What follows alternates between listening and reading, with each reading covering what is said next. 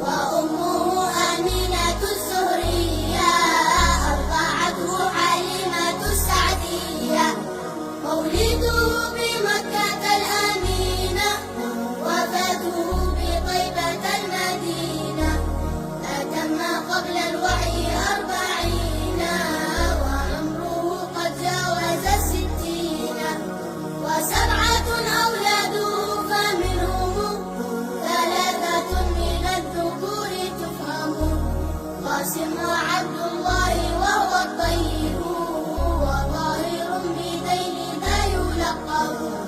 أتاه إبراهيم من سرية فأمه مارية القبطية.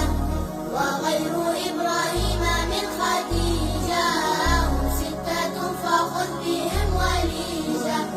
و4 من الإناث تذكر رضوان ربي للجميع يذكر.